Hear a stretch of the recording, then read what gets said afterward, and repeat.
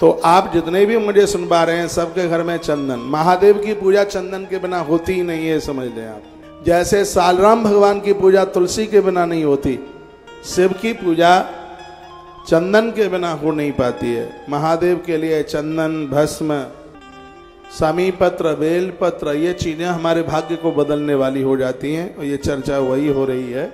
चंदन महत पुण्यम सर्व पाप प्रणाशनम। चंदन हमारे पुण्यों को बढ़ाता है, पापों का नाश करता है। आपदा मपहरतारम, हमारे ऊपर कोई आपत्ति चल के आती है, चंदन उसका भी हरण कर लेता है। और क्या करता है? लक्ष्मी तिष्ठति सर्वदा। नारायण की गृहिणी माँ लक्ष्मी अपने पति को लेकर के घर में आके बैठ जाती है। अकेली नहीं बैठती तो अपने श्रीमान को लेकर के आती है।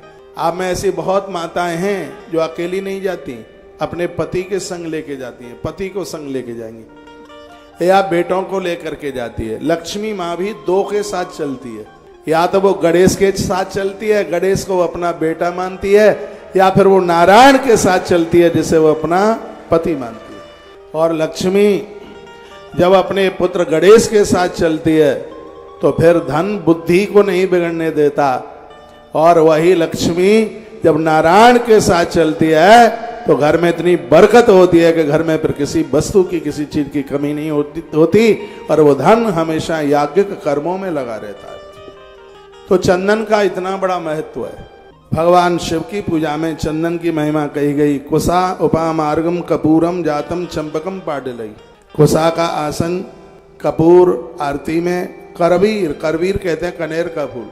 शिव को कनेर का फूल चढ़ाने से किसी का जादू टोना टोटका नहीं हो सकता। आज के समय में लोग अपने दुख से दुखी नहीं, दूसरों के सुख से ज्यादा परेशान है। स्त्री को कोई परेशान, मेडिकल कोई दिक्कत नहीं होती, लेकिन लोग उस नारी की कोख को बांध देते हैं जिससे उसको औलाद नहीं होती, संतान नहीं होती। उसका एक उपाय इस ग्रंथ में, अकौआ का फूल आपने देखा हो, उसको ऐसे खोल दें तो उसमें से रुई जैसी निकलती है, समझ गए आप? आंख में से रुई।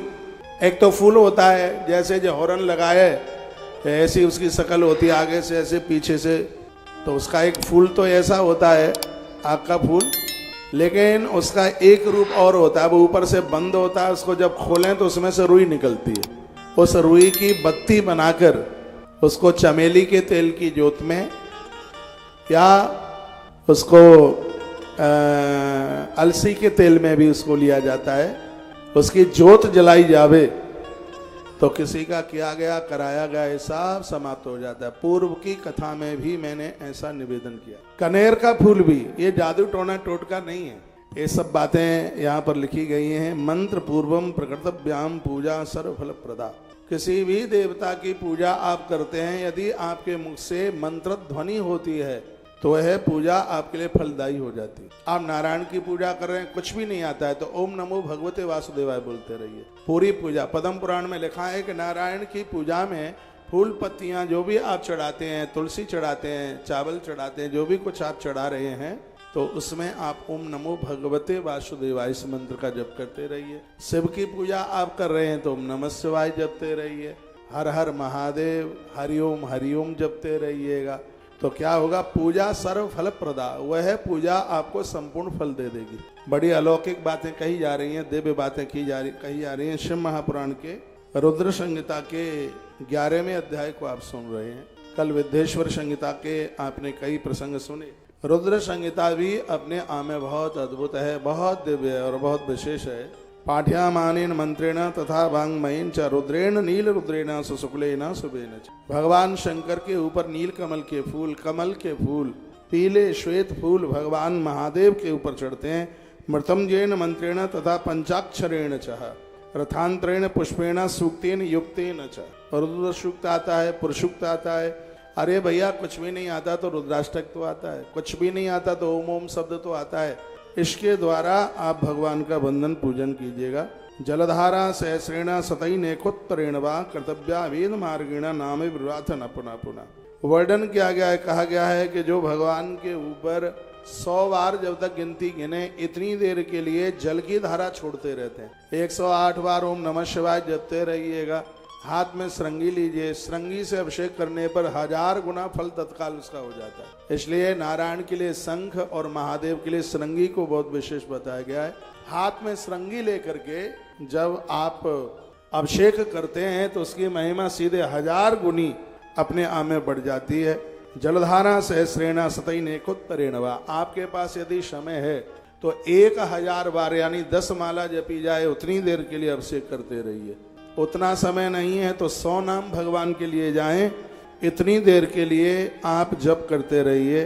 फिर भगवान को अभिषेक करके धूप दीपश नैवेद्य तांबूल सुंदरस तथा धूप दिया नैवेद्य तांबूल ये भगवान को जरूर समर्पित कीजिएगा। तरह तरह के फूलों से आप पुष्पांजलि कीजिए। पूजा में किसी भी प्रकार की त्रुटि रह गई है, व्यवस्था में वस्तुओं में कमी रह गई है तो आरती के बाद एक फूल चढ़ाया जाता है, उसको पुष्पांजलि कहते हैं। शुरू में जब आरती होती है तो आरती के बाद पुष्पांजलि होती है। जब तक पुष्पांजलि का फूल ग्रंथ के ऊपर न चढ़ जाए तब तक मत बैठा करो, तब तक खड़े रहो, क्योंकि आरती पुष्पांजलि ये बैठ के नहीं होती, यज्ञ की पूर्णाहुति भी बैठ के नहीं होती, इसको खड़े होके ही किया जाता है। जब यहाँ पुष्पांजलि होती है, भाई अनुज थोड़ा इधर होना, तो पुष्पांजलि में जहाँ पूजा में यदि कोई कमी रह गई, वस्तु की कमी रह गई, मंत्रों की कमी रह गई, तो लास्ट का जो फूल है उसे पुष्पांजलि का फूल कहते हैं।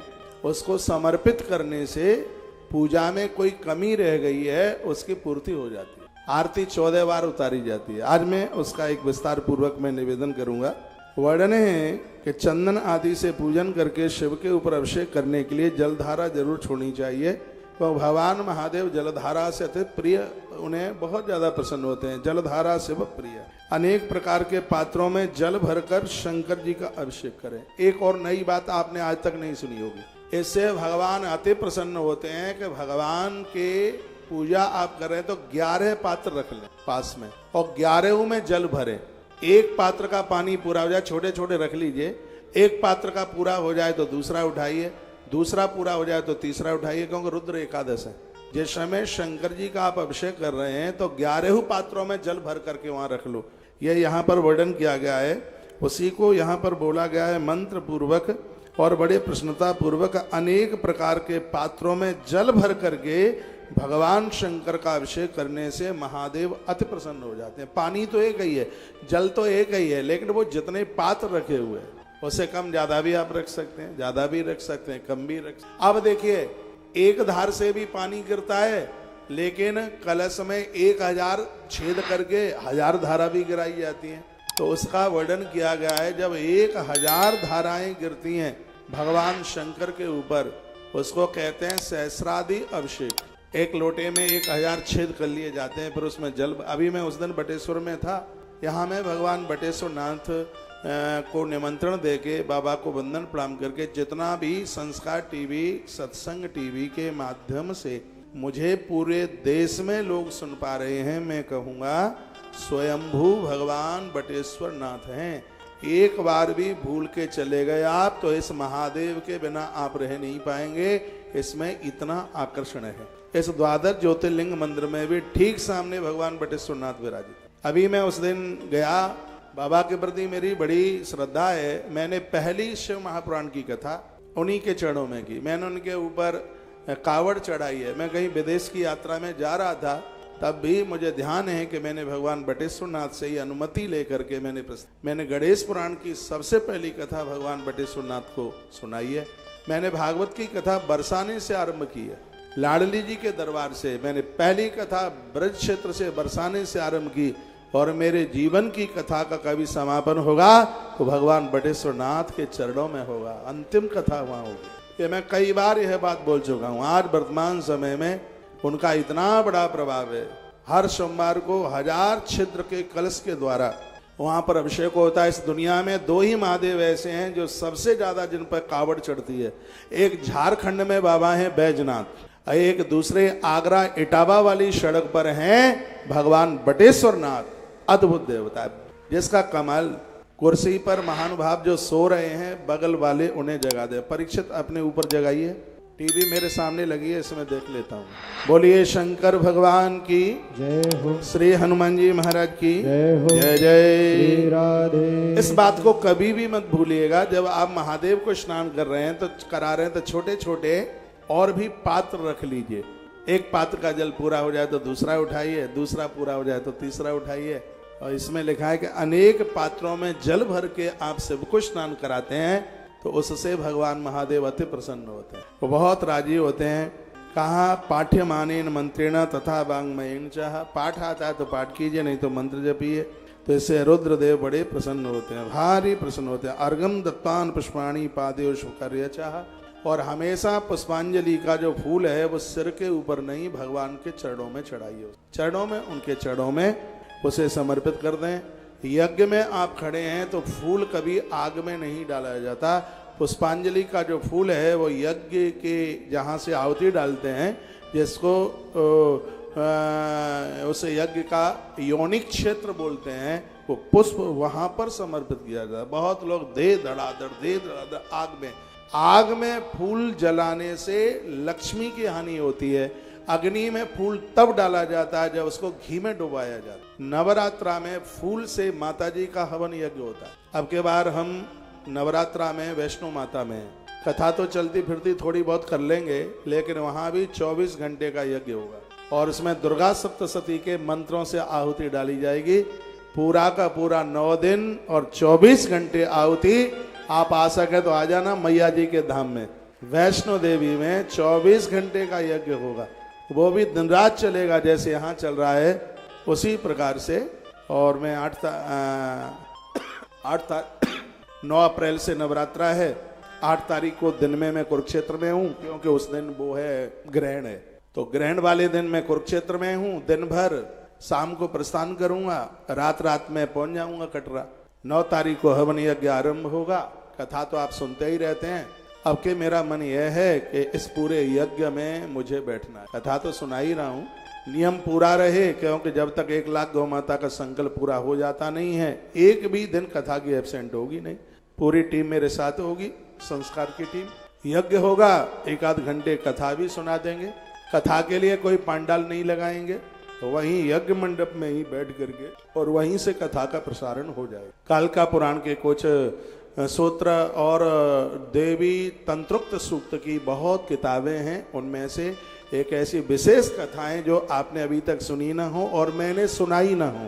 दोनों बातें, आपने सुनी ना हो और मैंने सुनाई ना हो, तो कुछ ऐसे चरित्रों का 9 दिन के लिए अवलोकन वहां से कर लेंगे। जो लोग आ सकें जरूर आइए, और जो ना आ पाए तो 52 जो दिव्य पीठ है, वैष्णो माता सागर मंथन से निकली। ये 2 देवियां समुद्र से निकली हैं, एक है लक्ष्मी माँ और एक है वैष्णो देवी। समुद्र ने इस बेटी को विवाह के लिए बोला था, उन्होंने कहा कि नहीं, मुझे विवाह करना नहीं है, मुझे तप करना है। और वहीं से वो चल पड़ी और पहाड़ों में जाकर के ये बैठ गई। इसका नाम वैष्णो देवी कैसे पड़ा, वो भी कथा चल करके आती है कि लोग यहाँ बकरे काट काट करके चढ़ा रहे थे, भैंसे काट काट के चढ़ा रहे थे। बगल में कुछ माताओं की धूमी लगी हुई थी, महात्माओं की धूमी लगी हुई थी। महात्माओं ने देख लिया। महात्माओं ने जैसे ही देखा तो उनकी आंखों में आंसू आ गए। उन्होंने कहा, हे माँ, तू पूरे जगत की माँ है, जगत की अम्मा है, और तेरे दरबार में इतनी बड़ी हिंसा हो रही है। साधु जैसे ही रोए तो प्रतिमा फाड़ करके माँ भवानी प्रकट हो गई, जगदम्बा प्रकट हो गई। उन्होंने कहा कि तुम्हारे आंसू मैं देख नहीं पा रही। माँ की आंख में से जो आंसू निकले, वहां से एक नदी बहती है, बाढ़ गंगा। आपने वहां देखा होगा, आप जाते हैं बाढ़ गंगा, बड़ी महिमा है कि माँ के आंसू से प्रकट हुई नदी। माता ने कहा कि मैं संकल्प करती हूँ, आज से मेरे दरबार में कभी कोई हिंसा नहीं होगी और मैं वैष्णव धर्म को स्वीकार करती हूँ। महात्माओं ने कहा, हे देवी, यदि तुमने ऐसी प्रतिज्ञा की है तो आज से लोग तुम्हें माता वैष्णो देवी के नाम से जानेंगे। तब से लेकर माँ को वैष्णो माता के रूप में माना जाता है। बताते हैं 51 शक्ति पीठ की यात्रा करने के लिए जो लोग निकले हैं, जिन्हें पूरी शक्ति पीठ का दर्शन नहीं होता, यदि वो माता वैष्णो देवी का दर्शन कर लेते हैं, उन्हें 51 पीठ का दर्शन करने का सौभाग्य प्राप्त हो जाता है। यहाँ का एक यज्ञ 1 लाख यज्ञ के बराबर है। तीसरी बार जा रहा हूं, बस माँ से यही मांगा था, हे माँ, चैत्र की नवरात्रा में भले ही तू 1 दिन के लिए बुलाना, जब तक देह में प्राण रहे तब तक तू बस बुलाते रहना। ये तेरे चरणों में मेरी प्रार्थना है। किसी बड़े सेठ की कथा मेरे पास आ जावे तो उसकी नोट की गड्डियां देख करके मेरे मन में लोभ ना आवे कि इतने लाखों रुपया छूट जाएंगे। हे मां, तेरे सामने रुपया मैं तो ना रखे, तेरा दरबार कभी ना छूटे, मैं तुझसे बस यही मांगता। हे मैं मां से मांग के आया, बड़ा भव्य यज्ञ मंडप वहां बनेगा पूरे देश में। मुझे आप सुन पा रहे हैं, आप नहीं भी पहुंचते हैं तो भी आपकी तरफ से 9 दिन का हवन यज्ञ मां की देहली पर, मां के दरबार में जो होने के लिए जा रहा है, इससे आप चूकना मत। यज्ञ वही विष्णु, यज्ञ तो साक्षात ईश्वर का रूप है। यज्ञ होता है वो आनंद ही आनंद है। मैं तो आयोजन करके 9 तारीख को चला जाऊंगा। आने वाले समय में करतार नगर और इंद्रप्रस्थ नगरी, यहाँ के क्षेत्र का वातावरण, आप इस यजन को भुला नहीं पाएंगे। ये यज्ञ आपको कहां से कहां पहुंचा देगा, ये यज्ञ आपको क्या से क्या दे देगा, ये तो आने वाला समय बताएगा। वो यजन हो ही रहा है इस प्रकार से। लक्ष्मी माता ने नारायण को स्वीकार किया।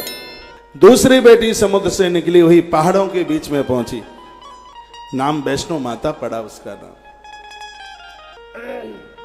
एक बार जयकारा लगाइयो, बोलो भक्तो वत्सल भगवान की जय हो, श्री हनुमंत बलवंत महाराज की जय हो, आज के आनंद की जय हो, जय जय श्री राधे। लिंगानि कल्पयस्तैव अधिकारानुरूपत, विश्वकर्मा ददौ तेभ्यो नियोगान् मम बाहरे। यदि कापी कलम है तो कुछ बातें आप लिख लेंगे। कितनी तरह की धातु की वो पिंडियां हैं जो लोगों को आनंद कर देती। एक धातु के 2 शिवलिंग घर में मत रखिए। कैसे? जैसे 2 पारदेश्वर मत रखिए, 2 स्फटिक मत रखिए, 2 लोहे के शिवलिंग मत रखिए, 2 पीतल के मत रखिए, 2 चांदी के भी मत रखिए, 2 सोने के भी मत रखिए। ऐसे नर्मदेश्वर हैं जो एक से अनेक आप रख सकते हैं। मान लिया जाए एक चांदी का शिवलिंग है आपके पास और एक चांदी की जलेहरी में नर्मदेश्वर है, तो आपको एक ही शिवलिंग चांदी का माना जाएगा, वो दूसरा चांदी का नहीं, वो नर्मदेश्वर ही माना जाएगा। वैसा ऐसे बताते हैं कि शिवलिंग जिस धातु का है, नीचे की जलेहरी उसी धातु की होनी चाहिए। लेकिन ऐसे भगवान नर्मदेश्वर हैं जिनकी पिंडी पत्थर की और जिनकी जलेहरी चांदी की, गिरा हुआ पानी सीधे पितृलोक जाकर के पहुंचता है। नर्मदेश्वर भगवान चांदी की जलेहरी पर बैठे हैं। एक लोटा चढ़ाने का मतलब पूर्वजों के लिए 16 दिन का आपने श्राद्ध किया, ऐसा लिंग पुराण के अंतर्गत वर्णन किया गया। मैं तो चाहता हूं कि देश कोई भी घर ऐसा ना हो जिस घर में लड्डू गोपाल, जिसके घर में नर्मदेश्वर और जिसके घर में भगवान सालग्राम ना हो। ये लोग विरोध करते हैं, कहते हैं कि घर में सालग्राम मत पूजो, माताएं सालग्राम ना पूजे। हाँ, मैं कहता हूँ उन माताओं के लिए दोष है सालग्राम के लिए, जिसने अपने धर्म को खंडित किया, अपने पति को छोड़कर गैर पुरुष के साथ बैठी है। उस नारी को सालग्राम भगवान की पूजा करने का अधिकार नहीं है। जो गर्भ में बच्चों को मारती है उसे सालग्राम भगवान की पूजा करने का अधिकार नहीं है। जो ऋतुकाल के नियमों को नहीं मानती उसे सालग्राम भगवान की पूजा करने का अधिकार नहीं है। लेकिन जो बड़ी स्वच्छता और पवित्रता के साथ सनातन धर्म को, संस्कृति को मानने वाली देवी, तो यह स्कंध पुराण के, यह पद्म पुराण के नागर खंड में वर्णन किया गया है कि वह नारी पूर्ण रूप से भगवान सालग्राम भगवान की पूजा करने की अधिकारिणी है। ये मैंने 50 बार अपनी कथा में कहा है। पवित्र, बिना मांसाहारी, बिना शराब पीने वाला भी कनिष्ठ वर्ण का व्यक्ति सालग्राम भगवान की पूजा करने का अधिकारी है। लेकिन जो शराब पीता है, मांस खाता है और ऐसा कोई को कर्म करता है, तो चौथा वर्ण तो क्या, ब्राह्मण भी सालग्राम पूजा का अधिकारी नहीं है। फिर तो यदि ऐसी बात है, मैं आपको निवेदन कर दूं, भगवान सालग्राम को एक बार तुलसी का पत्र चढ़ाने से नारायण की 6 महीने की पूजा करने का फल प्राप्त होता है। इतनी बड़ी महिमा भगवान सालग्राम